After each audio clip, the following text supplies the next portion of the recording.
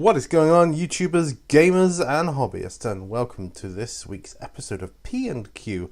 Now, this is my question and answer series where you get to ask me questions or put comments to me, and then I respond the following week. Doing this one of three ways.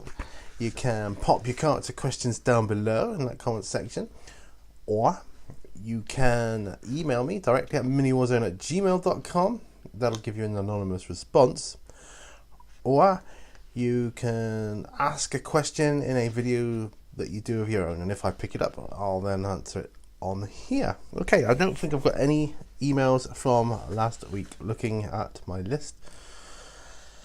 And I've got two questions I've picked up from videos this week. That'll either be just because I don't pick your question up doesn't mean I haven't watched your video. It just means I haven't really got an answer for your question, or not quite so likely, but it could mean I just don't want to answer it. But yeah, I mean, no, but personally I will answer anything, but if I've got nothing interesting to say, I probably will leave it. Right, now I'm going to start though. I've got a question from Frost and Fists that he put on last week, the week before last's video, so I'm picking that up, so it's kind of a week late, but that's okay, I've got it, you know. This is from Wolf Brother Mythos, and he said, another fantastic episode, my friend. So obviously we're going right into this. Do you sell those fantastic Mini Warzone shirts of yours? Also, having recently bought a something here in America, a shirt, I'm guessing you mean. Sorry, here in America? Shirt here in America? How do you feel that the sizing compares between the US and the UK? Take care, my brother, Wolf Brother Mythos.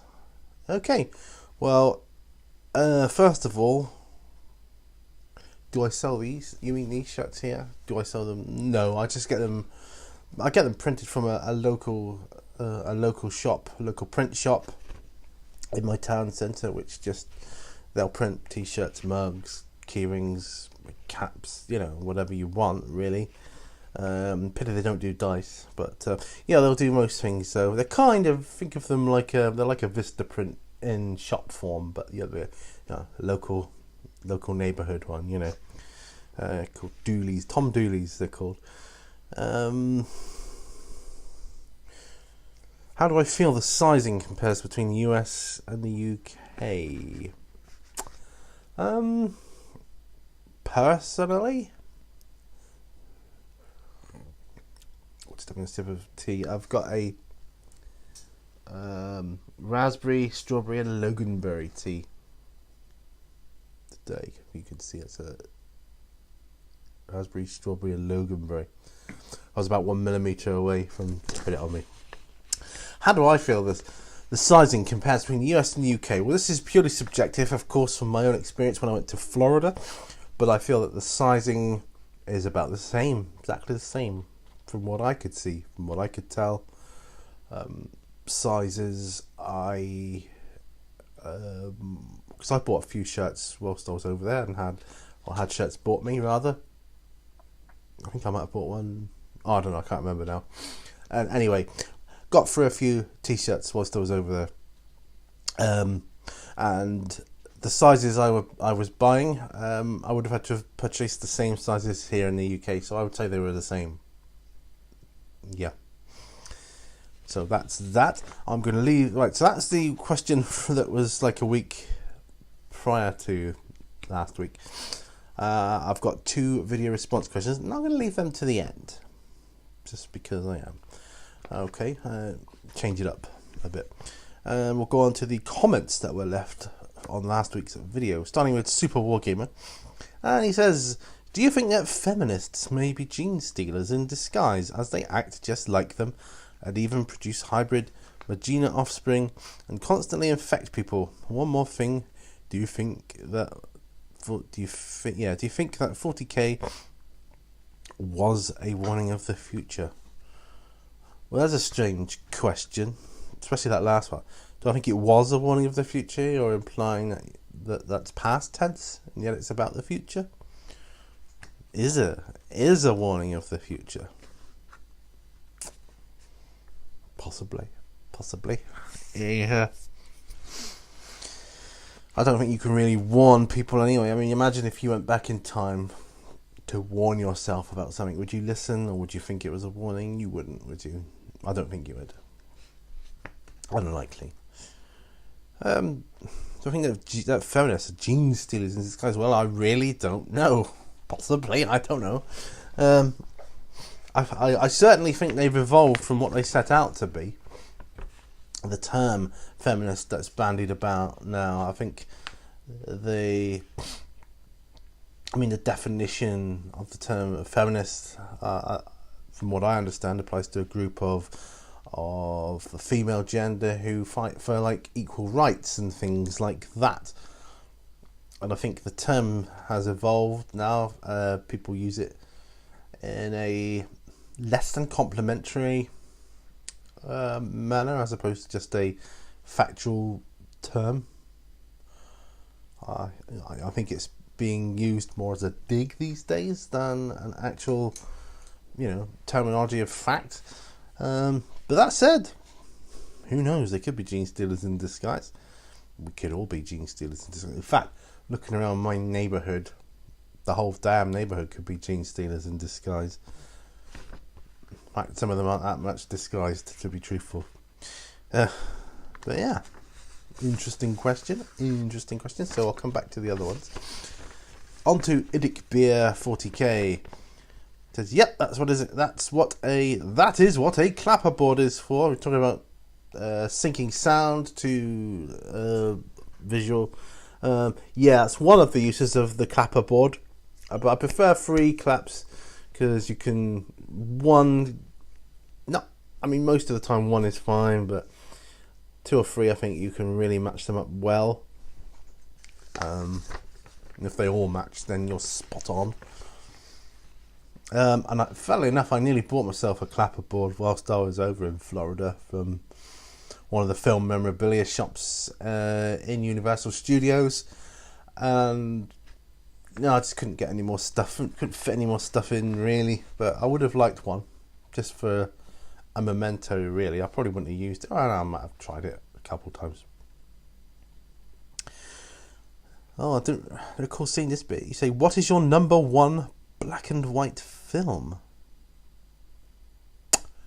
That's a good question. Wow. Number 1 black and white film. Ooh. Wow. Cool. I wished I'd gone and read these this morning. I could have thought about this during the day then. Number 1 black and white film.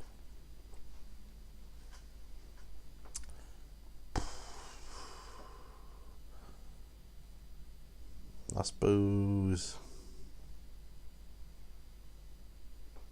probably one of the old horror movies, like Nosferatu or something like that.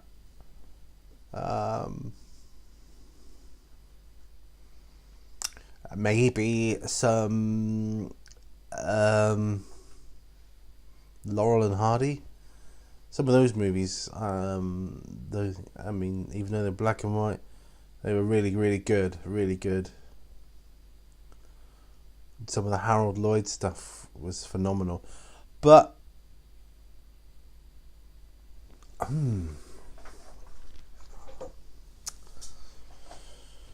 can't pick one, Nick. Not one specifically. I'm just going to adjust my camera somewhat. Yeah, I don't want too much of a gap above my head. No, I can't think of one specifically. Maybe an old horror movie or a Laurel and Hardy movie, though.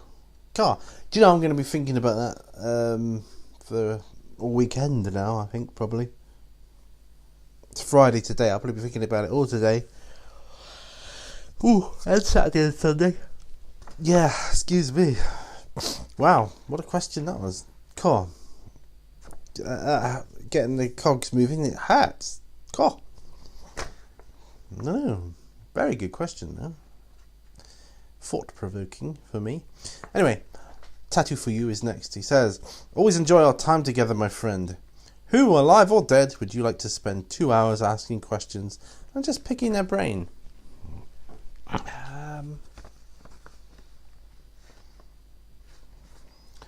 I'll forego the obvious answer to that, which would be, and most people's probably most people's obvious answer, that would be like loved ones that have passed on, just so that you could spend a couple of hours with them. So in my case, it would be my dad.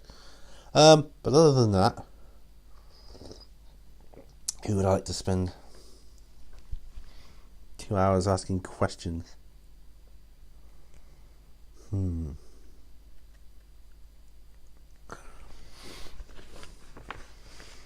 That is tricky as well. That is a tricky one.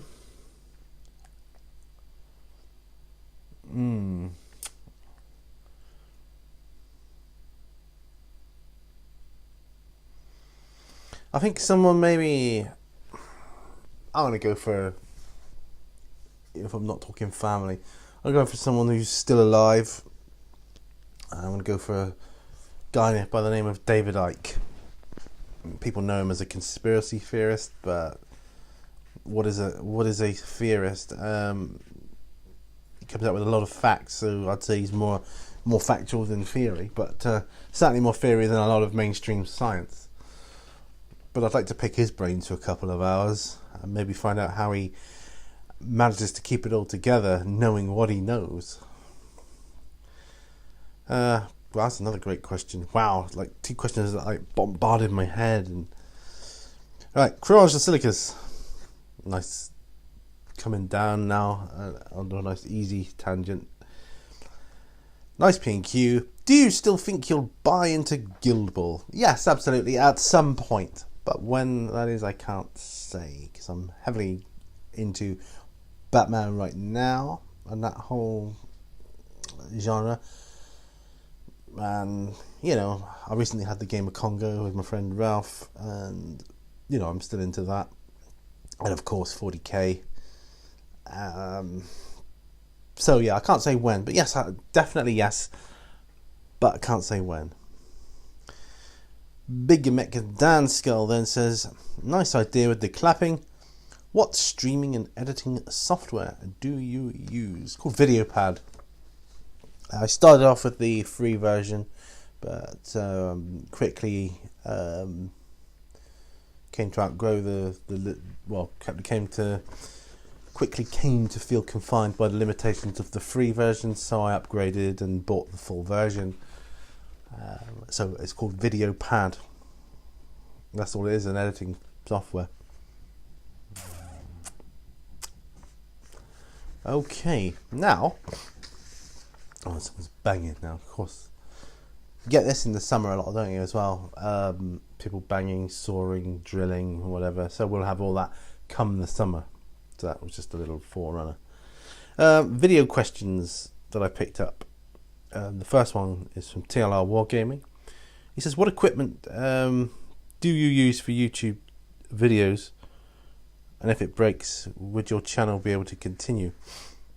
Is there any dream equipment you would like as an upgrade? Well, I use my Sony whatever it is camcorder for filming YouTube videos.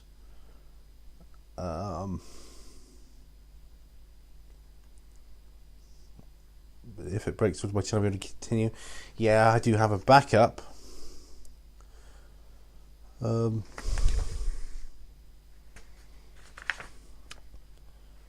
So, is there any dream equipment you would like as an upgrade? Well, yes. Now, I would... I've got a dream equipment. I suppose I would go for the next stage up of camera, the next level up, which is more like a semi-professional camera. You don't see them around very often, but they're in the region of between £500 and £800 to buy. They have a wider aperture lens. Sometimes they have a microphone built onto them. Sometimes you attach them separately, and they usually have a port for attaching your microphone as well, so you don't need to be syncing up things then, and you can use like remote microphones then as well, which is pretty cool. So yeah, I've heard Canon is a good make for that for that stage. The camera I got now, the Sony, you can't really go wrong with Sony. Sony are brilliant. So if there was a Sony one, I'd look at that as well.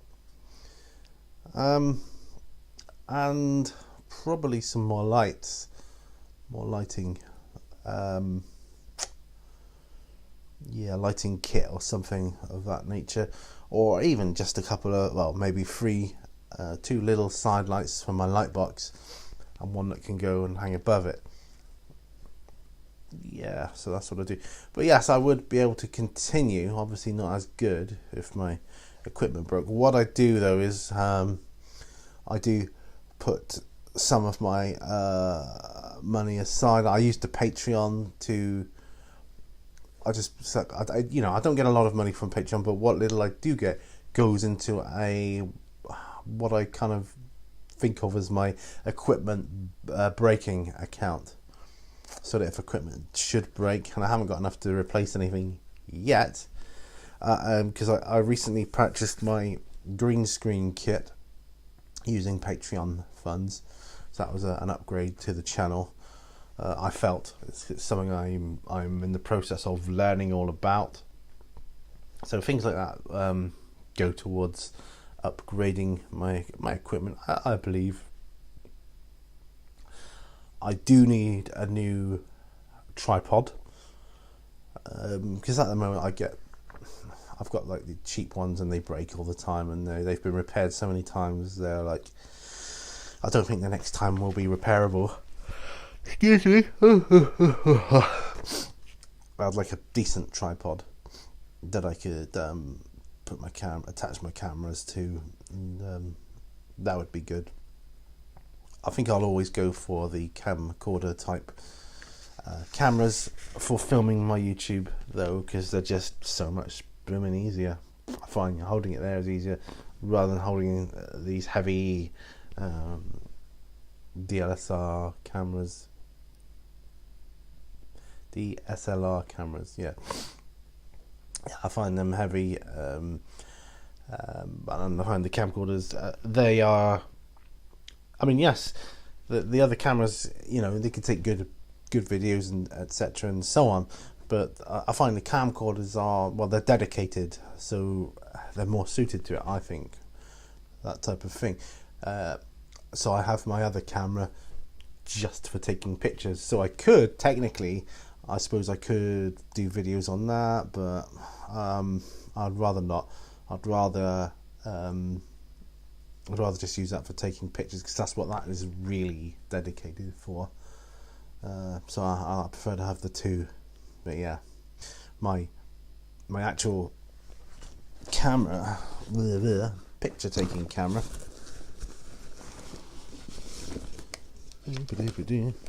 it's a Sony as well. I just like Sony. Here it is. So it's one of those. I can look through the viewfinder as well, or there's a screen there. I don't do any video on that though at all. That's purely for taking pictures, and I need to start doing more of that. Excuse me, I'm all over the place here. I always get myself a nice what I think is a nice bag to put all my gear in though. Something like that I can just carry around over my shoulder, and then we're good to go. So thank you for your question. That's it's nice to talk about dream equipment, isn't it? Because it's nice to dream. Right, okay. The final one is from Frost and Fists again. This is from Wolf Brother Wednesday video from Wolf Brother Mythos. He says, what other skills or hobbies do you have outside of the hobby? Well, I like music. So I have a couple of clips of my music that I've put together. So let's go over to that now. So here is one of my other talents or skills, I suppose, if you will. Well, this isn't, but this is what I use for it. Obviously, you may or may not know, I like music. I can play a few instruments, but my instrument of choice is the bass guitar. And although this one's in serious need of cleaning, and they've all got I've got 3 at the moment. I used to have about 5 or 6, many more, but you know, things happen. Anyway, so this is my Fender Precision bass. You see, it's a Fender. There, it's the Steve Harris signature bass. It's got his signature on the back. It's slightly heavier than a normal Fender Precision. It's a real workhorse. Of course, it's got the chrome scratch guard. It's got the badass bridge on the bottom, which is what he uses. So that's one of them. It's just, like I said, I play a couple of instruments, but I do prefer the bass. I just prefer it. Don't ask me why. That one's called Harry, after Harry Harris, Steve Harris. So that's that one. Okay, next up. I must get rid of all these red tapes. There's a story behind the red tape, which, if anybody's remotely interested, I'll mention on another video. But next up, we have fondness for this one too. Well, I have a fondness for them all, obviously. This is a Yamaha RBX 170. Yes, it's not the first bass I ever owned, but it's one of the first ones. Certainly the first proper one. I say proper one that was kind of decent. You know, well, it was sort of half decent. Because the first one I got was a bit of a cheapo from eBay, but this was the first real quality instrument I ever owned, and yeah, well, I say first real quality bass I ever owned. So that's pretty much that one. I'll leave this here. I'll dig out a couple more just to quickly show you. I'll get rid of this tape. The tape, if I can. There. The tape is gone. Right. Alright. Meet Bex. Bex. Yep. I call my bass guitar Bex. Bex is an Ibanez. And they're all passive, by the way. I don't have any active ones anymore. I just prefer the passive bass. I can get better. I get better sound. I get my sound better through a passive setup. But as you can tell, yep, she's a 5-string bass because she's got that little bit extra. So yeah, so that's Bex. All right, come to a normal guitar. Actually, my dad's. This once belonged to my father. There, Bob Gooding. That was his stage name. Bob Gooding. Just used Bob Gooding. It's an even Les Paul. I don't even know if they still make them anymore. Look at these old pickups here. One of the pickups is in need of some attention. I need to do some work on that. I haven't played on it in some time now, actually, but there it is. Yeah. And going into this room, just some of our gear. Now, in amongst that lot, we got music stands, we got smoke machines, we got PA, we got mixing desk. We got 8-track recording device. We got a keyboard there at the back. This all gets taken out, put back. You've got microphone stands and fan neck tools and various other bits and bobs that we use. All sorts of good stuff. So that is one of my other hobbies. And we're back again.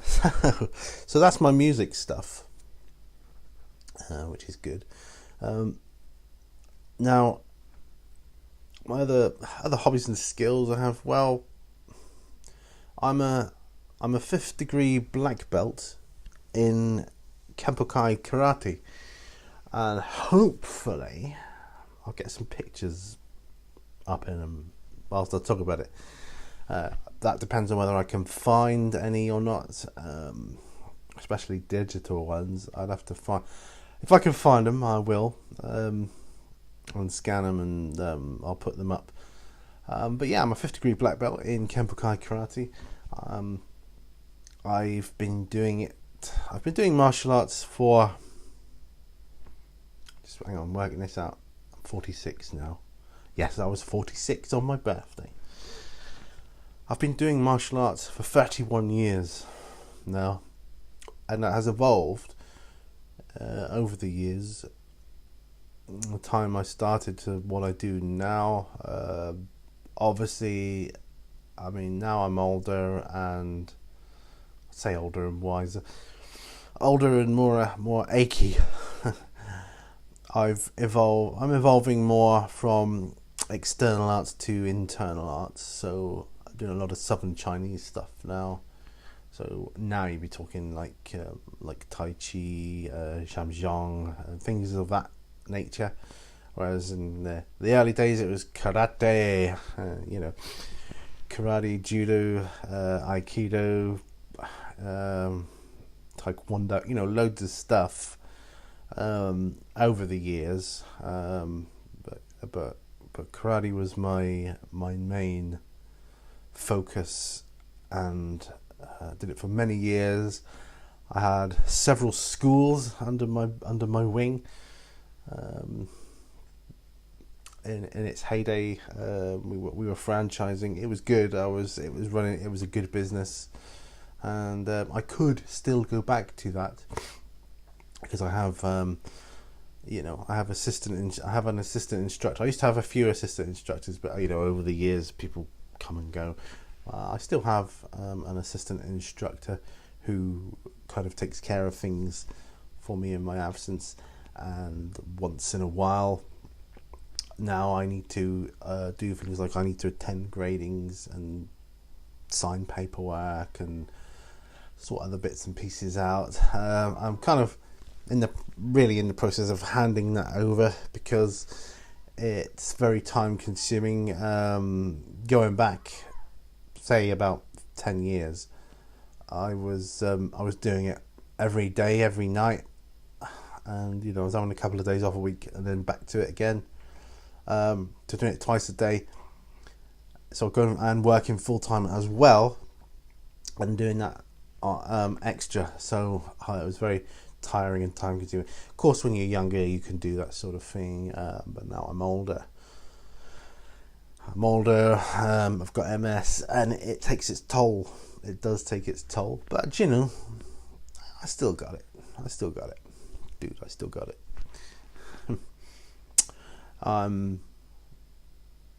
I have fond memories of all my martial arts experiences, and my wife and daughter and I, we practice Tai Chi together now to this day. So yeah, but that's a great question.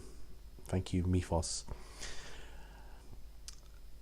Thank you very much for watching. Don't forget, leave your comments and questions down below in a video, or email me. Link will be in the video description below. And until next time, remember, all brushes lead to war, and I will see you on the next video. Bye for now.